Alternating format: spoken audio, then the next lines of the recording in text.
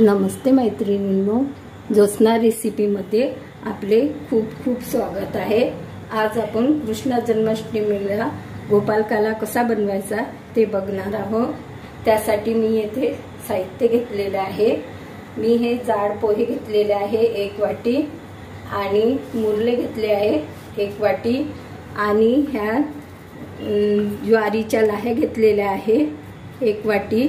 मिरचे घेतलेले आहे 2-3 हे हिरवे चिरून घेतलेले आहे। डाळिंबाचे दाणे घेतलेले आहे आणि सेबचे असे काप करून घेतलेले आहे। काकडीचे काप करून घेतलेले आहे। कोथिंबीर घेतलेली आहे।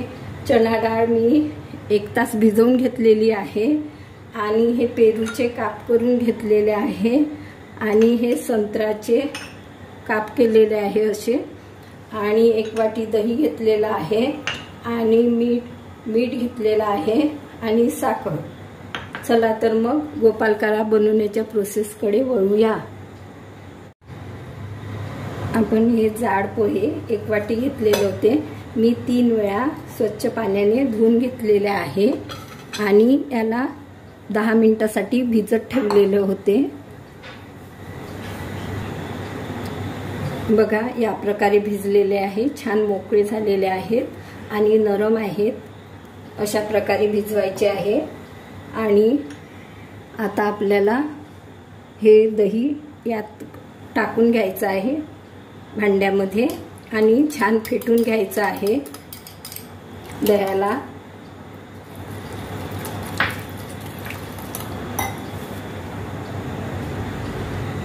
दही मी छान फेटून घेतलेला आहे।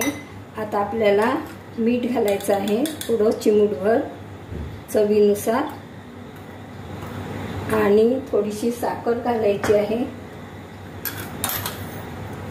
आणि पुन्हा हे फेटून घ्यायचं आहे।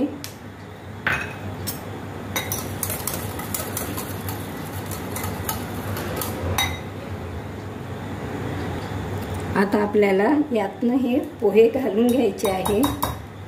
पोहे टाकायचे। अशा प्रकारे गोपालकाला बनवायला खूप छान बनत असतो। पातळ पोहे घ्यायचे नाही, त्यामुळे काय होतं लगदा होतो पातळ पोह्यांचा।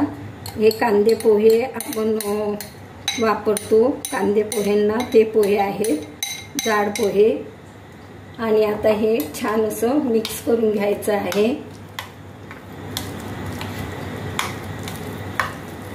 ह्या मी ज्वारीच्या लाह्या घेतलेल्या आहे, या टाकायच्या आणि हे मुरले हे टाकायचे आणि हे छान मिक्स करून घ्यायचं। बघा असं मिक्स झाल्यानंतर आता आपल्याला चणा डाळ टाकायची आहे भिजलेली, अशी भिजवून घ्यायची आणि टाकायची बघा आणि मिक्स करून घ्यायचं।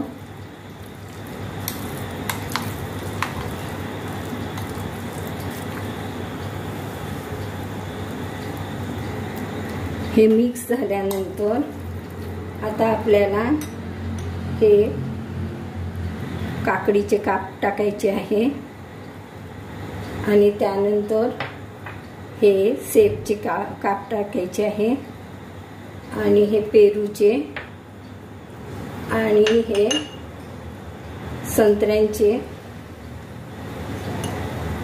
आणि हे डाळिंबाचे दाणे मिक्स करून घ्यायचं आहे। आता एकत्र मी थोडेसे उरवून ठेवलेले आहे बघा, या प्रकारे मिक्स करायचं। खूप छान गोपालकाला तयार होतो।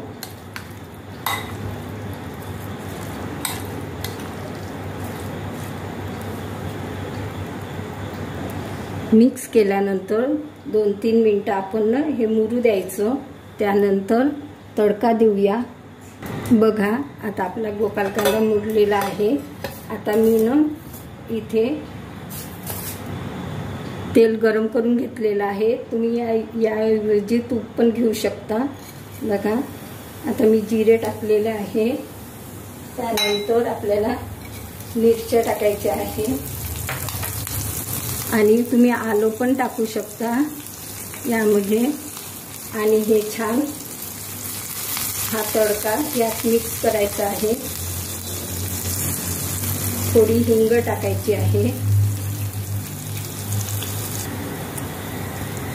थोडी हिंग टाकलेली आहे। आणि आता हा तडका आपल्याला मिक्स करायचा आहे। बघा छान गोपालकाला तयार झालेला आहे। आता वरून आपल्याला कोथिंबीर टाकायची आहे आणि मिक्स करायचं आहे।